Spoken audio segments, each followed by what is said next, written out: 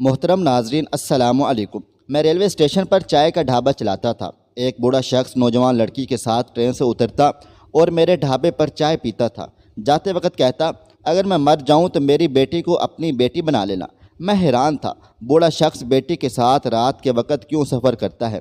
ایک رات لڑکی اکیلے ٹرین سے اتری اور نقاب اوڑھ کر چھپ کر جانے لگی۔ تجسس کے مارے لڑکی کا پیچھا کیا تو میرے رونگٹے کھڑے ہو گئے۔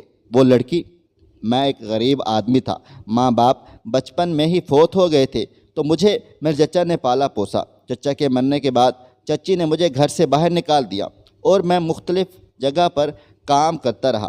بڑا کوئی بھی نہیں تھا جو شادی کرواتا، اس لیے میری شادی نہیں ہوئی تھی۔ اب تو میں بزرگی میں ہی داخل ہو گیا تھا، اس لیے میں نے سوچنا ہی چھوڑ دیا تھا کہ کبھی میں بھی شادی کروں گا۔ میرا کوئی گھر نہیں تھا، میں ریلوے اسٹیشن پر چائے کا ڈھابہ لگاتا تھا اور رات کو وہیں پر مسافر خانے میں سو جاتا۔ آگے پیچھے تو کوئی تھا نہیں جس کے لیے محنت کرتا، اس لیے بس اتنا کما لیتا جس سے میرا گزارا ہو جاتا، اور باقی وہاں کام کرنے والے غریب لوگ جن کے پاس پیسے نہیں ہوتے تھے، انہیں مفت میں چائے دے دیا کرتا تھا، اس لیے سب لوگ میری بڑی عزت کیا کرتے تھے۔ یہاں ریلوے اسٹیشن پر رہنے والے، کام کرنے والے یا وہاں اکثر آنے والے مسافر، یہی سب میری فیملی تھی۔ لوگ مجھے جانتے تھے، پہچانتے تھے، بلکہ سالہ سال سے اسٹیشن پر چائے کا ڈھابہ لگا رہا تھا۔ گھر سے نکالنے کے بعد میں پلٹ کر کبھی وہاں نہیں گیا تھا۔ مجھے وہاں سے نکلے ہوئے 25 سال ہو چکے تھے، اور اس کے بعد اس کے گھر میں کیا بدلا مجھے کچھ معلوم نہیں تھا۔ میری زندگی بہت اچھی چل رہی تھی اور میں اپنی زندگی سے بہت زیادہ مطمئن بھی تھا۔ وجہ یہی تھی کہ مجھے بہت زیادہ لالچ نہیں تھی اور نہ ہی مجھے کسی کے لیے کچھ جوڑ کے جانا تھا۔ میں بہت اچھا پکا مسلمان نہیں تھا، لیکن پھر بھی اپنی طرف سے پوری کوشش کیا کرتا کہ میری وجہ سے کسی کا دل نہ دکھے، کیونکہ میں خود اسے دور سے گزر کر آیا تھا۔ میرے باپ کی جائیداد میں میرا حق تھا، لیکن کزنوں نے قبضہ کر لیا تھا، اس لیے میں جانتا تھا کہ اس سب کے بعد انسان پر کیا گزرتی ہے۔ ایک دن رات کو تقریباً 12 بجے آخری ٹرین جب اسٹیشن پر آتی اور میں جلدی جلدی چائے بنا رہا ہوتا کہ اس آخری ٹرین کے مسافروں کو چائے دے کر میں سو جاؤں۔ جب تک میں نے چائے تیار کر کے رکھی تب تک ٹرین بھی آ گئی تھی، اور اس ٹرین سے ایک بزرگ اترا اور اس کے ساتھ ایک جوان سی لڑکی موجود تھی، اور وہ دونوں میرے چائے کے ڈھابے پر آئے اور انہوں نے چائے پی۔ مجھے حیرت ہوئی، اتنی رات کو ایک جوان لڑکی کو ساتھ لے کر اب تک کیوں سفر کر رہا ہے؟ دماغ میں آیا کہ شاید کوئی مجبوری ہوگی جو اتنی رات کو اپنی جوان بچی کو لے کر آیا ہے، لیکن میں نے اس پر کوئی تبصرہ نہ کیا اور خاموشی سے اپنا کام کرتا رہا۔ وہ دونوں تو چائے پی کر چلے گئے، لیکن شاید میری اتنی ساری اسٹیشن پر گزری ہوئی زندگی میں پہلی دفعہ ایسا ہوا تھا کہ بوڑھے آدمی کے ساتھ ایک جوان لڑکی اتنی رات کو آئی تھی، ورنہ اکثر آتی بھی لڑکیاں لیکن فیملی کے ساتھ ہوتی تھیں، کہ لڑکی کبھی نہیں آتی تھی۔ اس لیے جب لڑکی میرے دماغ میں بیٹھ گئی، جب تک اسٹیشن پر رہا اس لڑکی کے بارے میں سوچتا رہا، لیکن جلد ہی وہ میرے دماغ سے اتر گئی تھی۔ اس واقعے کو کچھ دن گزر گئے تھے اور میں حقیقتاً سب کچھ بھول گیا تھا۔ ایک دن تقریباً ایک ہفتہ وہی بزرگ اور لڑکی دوبارہ اس رات کی آخری ٹرین سے آئے اور پھر میرے ڈھابے پر انہوں نے چائے پی۔ وہ بزرگ تھا کہ اس کے ہاتھ بھی کانپ رہے تھے، اور میں سوچ رہا تھا کہ خدا نخواستہ اگر راستے میں ان کے ساتھ کچھ برا ہو جائے تو اتنی ہمت یا طاقت بھی نہیں ہے کہ یہ اپنی بچی کی حفاظت کر سکیں۔ نہ جانے ایسی کیا مجبوری ہوگی جو یہ رات کو ہی سفر کرتے ہیں۔ بلکہ اس دن میں نے دبے الفاظ میں بوڑھے سے کہہ بھی دیا تھا کہ بھائی صاحب، بہت خراب زمانہ ہے، اتنی رات کو جوان بیٹی کو لے کر سفر مت کیا کرو، تھوڑا جلدی نکلنے کی کوشش کر لیا کرو۔ انہوں نے میری بات سن کر سر ہلا دیا اور کہا، بھائی ٹھیک کہہ رہے ہو، لیکن کیا کر سکتے ہیں؟ اور اس طرح اس نے بات کو ٹال دیا۔ بات آئی گئی ہو گئی تھی، لیکن وہ لوگ جب اٹھتے اسٹیشن سے نکلے، جہاں تک نظر آتے رہے، میری ان کا پیچھا کرتی رہی اور اپنی طرف سے ان کے لیے میں بہت پریشان تھا۔ اگلے 2 دن تک وہ باپ بیٹی میرے سر پر سوار رہے، لیکن پھر میں اپنے کام میں لگ کر میں ان کو بھول گیا تھا۔ زندگی ایسے چلتی رہی اور اب یہ سلسلہ چل پڑا تھا۔ ہر ہفتے رات کی ٹرین سے آئے تھے دونوں باپ بیٹی اور ہمیشہ میرے ڈھابے پر بیٹھ کر چائے پیتے۔ شروع میں میں ان کے لیے حیران ہوتا تھا، لیکن اب میرے لیے یہ سب کچھ نارمل ہو گیا تھا، اور اس بزرگ سے میری اچھی سلام دعا بھی ہو گئی تھی۔ میں نے کبھی اس سے نہیں پوچھا تھا کہ اس کے گھر کے حالات کیا ہیں، اور نہ کبھی اس نے مجھے کچھ بتایا تھا، کیونکہ میری عادت ہی نہیں تھی کہ کسی سے سوال کروں۔ اگر کوئی کچھ بتانے کی کوشش کرتا تو میں پورے تحمل سے سنتا اور اس کا راز رکھ سکتا تھا، اس لیے مجھے جاننے پہچانے والے لوگ بھی احترام کیا کرتے تھے کہ میں کسی کی ذاتی معاملے میں نہیں بولتا تھا، اور بزرگ سے تو میری بس اتنی سلام دعا تھی جتنی دنیا میں انسان سے ہوتی ہے۔ حالات حاضرہ پر تبصرہ کر لیتے، ہنسی مذاق کر لیتے، چائے پیتے، باتیں کرتے اور چلے جاتے۔ میں نے کبھی ان سے نہیں پوچھا تھا کہ وہ اتنی رات کو کہاں سے آتی ہیں اور کہاں چلے جاتے ہیں، اور نہ ہی کبھی انہوں نے بتایا تھا۔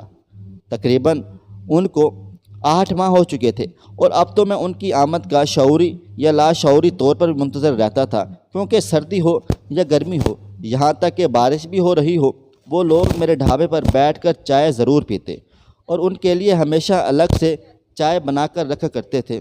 لیکن اس ہفتے جب بوڑھا آیا تو وہ بہت زیادہ بیمار لگ رہا تھا، اسے کھانسی ہو رہی تھی اور چہرے سے لگ رہا تھا کہ وہ بیمار ہے۔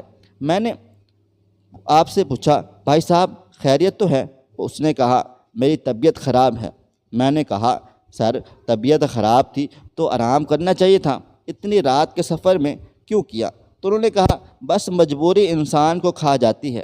میں نے اس بات پر زیادہ لمبا چوڑا تبصرہ نہیں کیا اور خاموش ہو گیا۔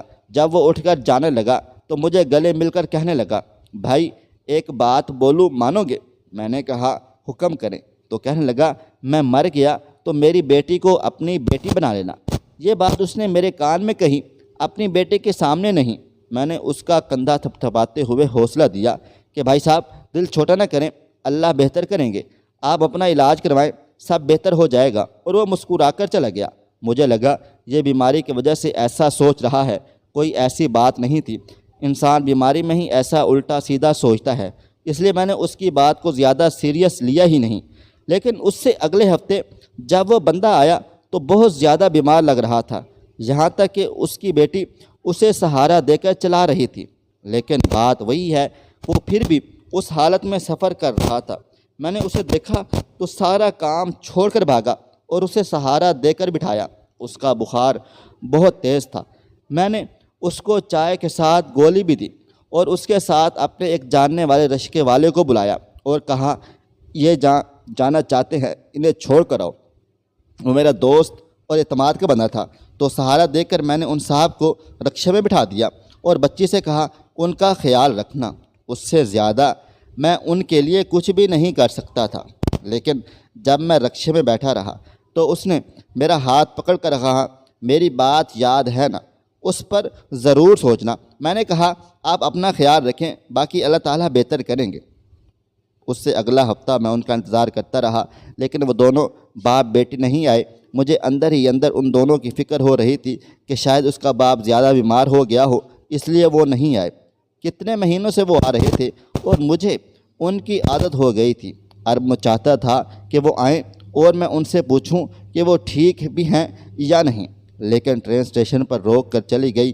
تمام مسافر اسٹیشن سے چلے گئے، لیکن میں ابھی تک اپنے ڈھابے پر بیٹھا تھا۔ جب مجھے یقین ہو گیا کہ یہ سچ ہے، وہ نہیں آئے ہیں، تو میں بھی خاموشی سے مسافر خانے میں موجود اپنے کمرے کی طرف بڑھ گیا تھا۔ اس پورے ہفتے میں بے چین رہا، روزانہ رات کو آخری ٹرین کے وقت انتظار کرتا، شاید وہ لوگ آ جائیں۔ مجھے اس آدمی کی فکر ہو رہی تھی کہ وہ عمر میں مجھ سے کوئی سال ہی بڑا ہوگا، لیکن بیماری نے شاید اسے وقت سے پہلے بوڑھا کر دیا تھا۔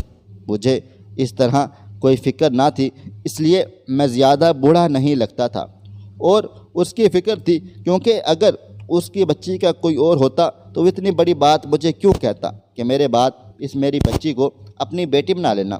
اگلے ہفتے مخصوص دن مجھے ان لوگوں کی آمد کا انتظار تھا، اور میں نے سوچ لیا تھا کہ اب مجھے اچھا سمجھے یا برا، میں آج اس سے سب کچھ پوچھ کر ہی رہوں گا۔ لیکن اس دن وہ آدمی نہیں آیا۔ میں مایوس ہو کر اپنا ڈھابا بند کرنے ہی لگا تھا کہ ٹرین کب سے جا چکی تھی اور اسٹیشن پر موجود مسافر بھی آہستہ آہستہ جا رہے تھے کہ اچانک میری نظر اس لڑکی پر پڑی۔ وہ اکیلی تھی اور وہ نقاب میں تھی۔ اور ایک سائڈ پر بیٹھی ہوئی تھی، شاید رش کم ہونے کا انتظار کر رہی تھی یہاں سے نکل سکیں اس سے پہلے کہ میں اس سے جا کر بات کرتا۔ وہ گیٹ کی طرف چل پڑی۔ جب تک میں ڈھابہ بند کرتا کہ باہر نکلتا، میں نے دیکھا وہ رکشے میں بیٹھ کر جا رہی ہے۔ میرے پاس موجود اپنے ایک دوست کو آواز دی جو رکشہ چلاتا تھا اور اس رکشے میں بیٹھ گیا۔ میں نے اس سے کہا جو سامنے رکشہ جا رہا ہے اس کا پیچھا کرو۔ میرے دماغ میں ایک ہی بات تھی کہ جس کا باپ کی ذمہ داری مجھے دے کر گیا تھا وہ آج اس کے ساتھ نہیں ہے، تو مجھے دیکھنا چاہیے کہ وہ کہاں جا رہی ہے، اور جہاں بھی جا رہی ہے خیر خیریت سے پہنچ رہی ہے کہ نہیں۔ رستے میں رات کو ٹریفک بھی بہت زیادہ ہوتی ہے، اس لیے ہمارا رکشہ اس لڑکی کے رکشے سے بہت پیچھے تھا۔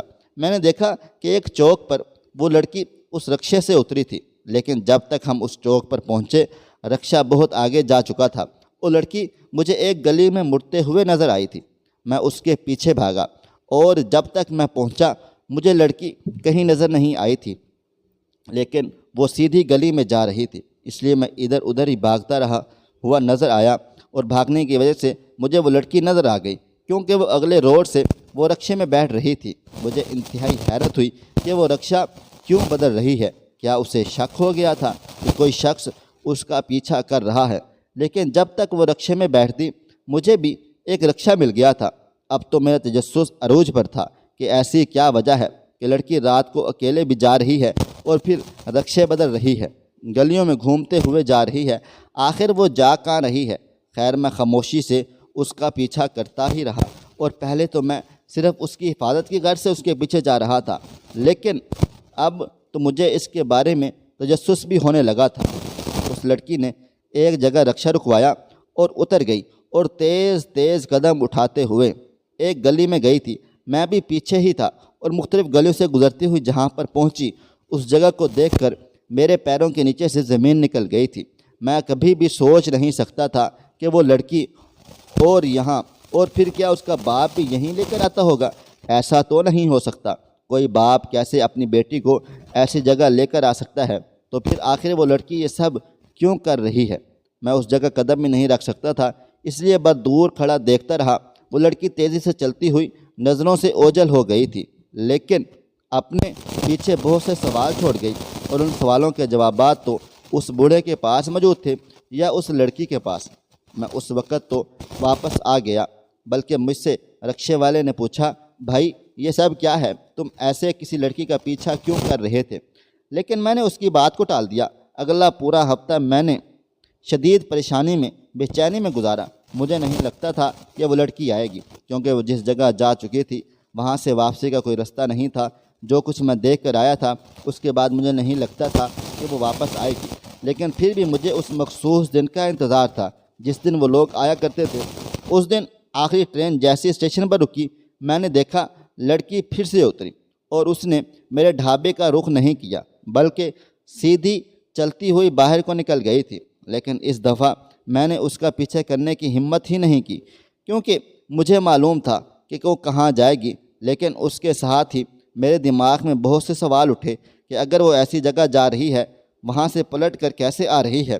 وہاں سے پلٹنا تو ناممکن سا ہے، اور اگر اس کا باپ مر چکا ہے تو پھر یہ کیسی بیٹی ہے جو باپ کے مرنے کے ساتھ ہی شرافت کو بھول گئی ہے؟ لیکن یہ ہفتے کے ایک دن ہی مخصوص طریقے سے آنے کی کیا وجہ ہے؟ سوال اتنے زیادہ تھے لیکن جواب ایک بھی نہ تھا۔ کبھی دل چاہتا کہ اس لڑکی کو روک کر پوچھ لوں، تو کبھی لگتا تھا کہ اس نے مجھے کہہ دیا ہے کہ تم کون ہوتے ہو مجھے پوچھنے والے، تو میری کیا عزت رہے گی؟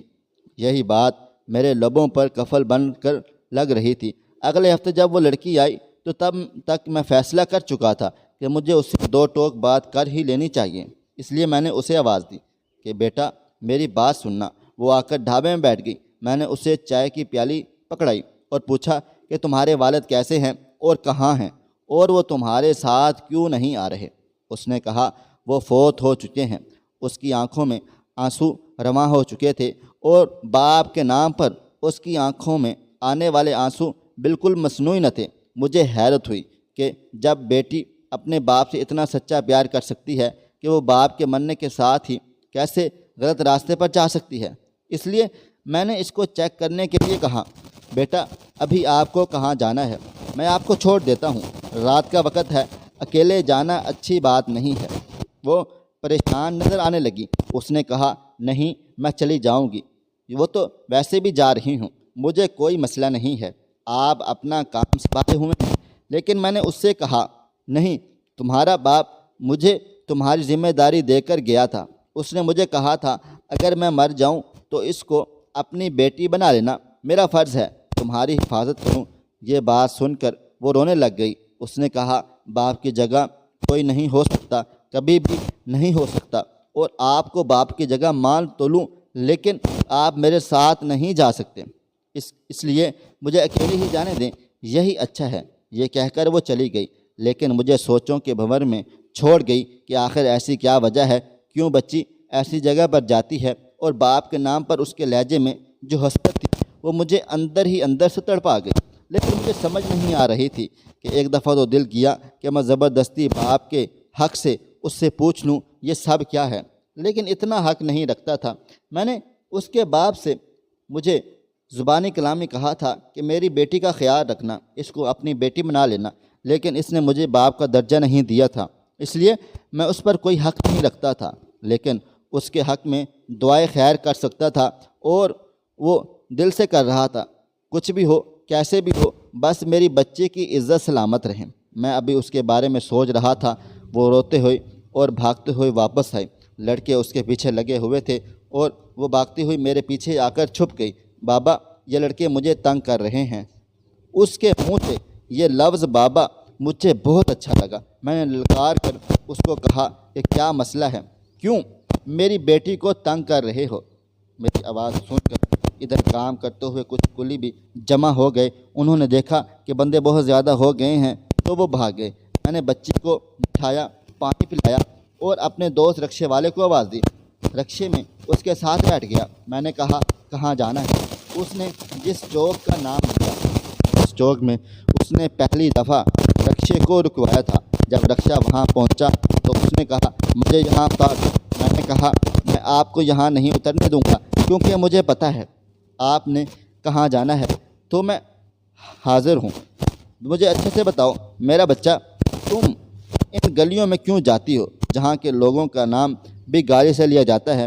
آخر میری بیٹی بذات حسن جاتی ہی کیوں ہے؟ یہ سن کر اس کے چہرے کی ہوائیاں اڑ گئیں۔ اس نے کہا کسی جگہ بیٹھ کر وہ مجھے سب سچ بتا سکتی ہے۔ اس چوک کے پاس ہی میرے ایک بہت اچھے دوست کا گھر تھا اور وہ میرے بھائیوں جیسا ہی تھا۔ اس کو لے کر وہاں چلا گیا اور میں نے ان کو جا کر کہا یہ میری بیٹی ہے، میں آج رات رہوں گا اور صبح اپنے کسی مکان کا بندوبست کر لوں گا اور اپنے بچے کو وہاں سے لے جاؤں گا۔ لیکن اس کی ضد تھی کہ وہ یہاں نہیں رہے گی۔ سمجھا کر اسے کمرے میں لے گیا تھا۔ میں نے کہا بیٹا یہاں بیٹھ کر مجھے پوری بات بتاؤ تاکہ میں اس مسئلے کا کوئی حل نکال سکوں۔ اس نے جو کچھ مجھے بتایا میرے قدموں کے نیچے سے زمین نکلنے کو کافی تھا۔ اس نے بتایا کہ جن گلیوں میں وہ جاتی ہے وہاں پر اس کی ماں ہوتی ہے اور اس کے باپ نے اپنے خاندان والوں سے بغاوت کر سے اس سے شادی کی تھی۔ اس کے بعد یہ پیدا ہو گئی اور اس کی ماں نے اس کی پیدائش کے کچھ عرصے بعد ہی اپنے شوہر سے طلاق لے لی اور ان گلیوں کی طرف لوٹ گئی جہاں کی وہ رہنے والی تھی۔ کہ طلاق کے بعد میرے باپ نے مجھے دینے سے انکار کر دیا تھا کہ وہ نہیں چاہتا تھا کہ میں بھی ایک طوائف بن جاؤں، اس لیے عدالت نے فیصلہ کیا تھا کہ میں ماں سے ملنے جا سکتی ہوں لیکن ماں کے پاس رہ نہیں سکتی۔ میں بچپن ہی سے ایک دن ماں کے پاس رہتی ہوں اور بس، لیکن وہ بھی صرف دن کو، رات کو نہیں۔ میرا گھر دوسرے شہر میں ہے، میرے باپ کو اس کے خاندان والوں نے الگ کر دیا تھا، اس لیے میرے خاندان میں کوئی نہیں ہے۔ اب ہم لوگ رہ گئے ہیں تو اس کی وجہ یہ ہے کہ ہم لوگ رات کو لیٹ آتے ہیں اور یہاں پہنچتے پہنچتے بہت رات ہو جاتی ہے۔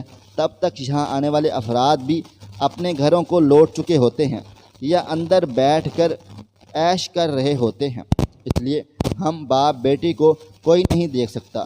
جن کو ماں کے پاس رہتی ہوں اور میرا باپ میرے ساتھ وہاں میری نگرانی کیا کرتا تھا، اور اب یہ سلسلہ کچھ عرصے سے شروع ہوا تھا کیونکہ پہلے ہم لوگ ایک دن شام کو آ جاتے تھے اور ہر دن دوسرے دن شام کو واپس چلے جاتے۔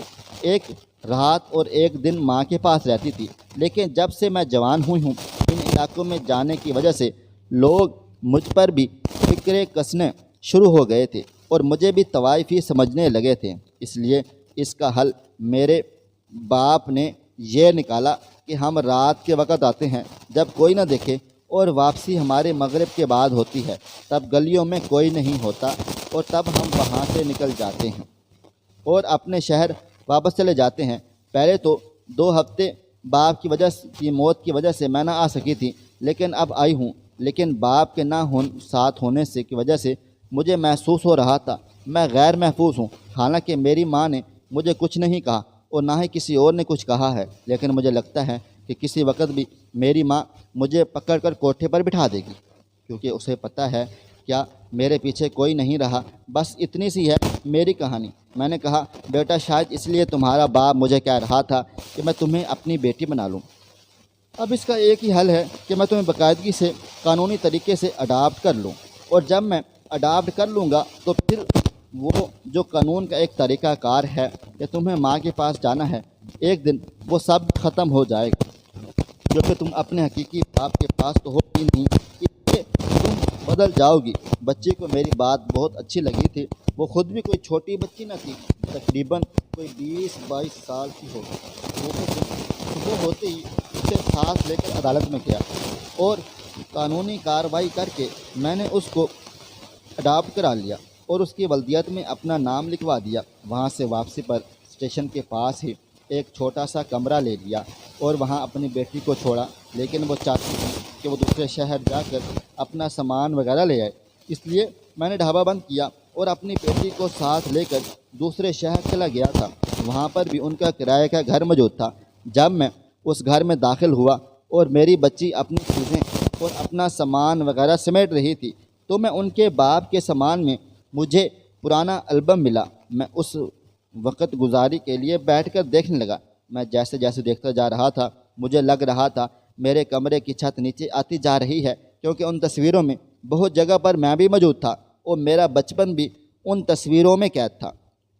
اسے مجھے پتہ چلا کہ وہ کوئی اور نہیں، میرا چچا زاد تھا، اور شاید مجھے پہچان لیا تھا، اس لیے اس نے اپنی بیٹے کی ذمہ داری مجھے دے دی تھی۔ لیکن میں اتنے سال گزرنے کے بعد اسے بالکل بھی نہ پہچان سکا، اور ویسے بھی وہ بیماری سے بہت بوڑھا ہو چکا تھا۔ اس کی الماری سے رپورٹیں بھی ملی جن سے مجھے پتہ چلا، معلوم ہوا کہ وہ بلڈ کینسر جیسی خطرناک بیماری سے لڑ رہا تھا، اور اسے پتہ تھا اس کے پاس وقت بہت کم ہے، اس لیے وہ مرنے سے پہلے اپنی بیٹی کی ذمہ داری مجھے سونپ پر گیا تھا۔ میں نے دل میں یہ تہیہ کر لیا کہ ذمہ داری مرتے دم تک نہیں پوری کروں گا، اور بچے کے ساتھ اس کا گھر کا سارا سامان اور اپنے چچا زاد کی بھائی کی یادیں لے کر واپس اپنے شہر میں آ گیا۔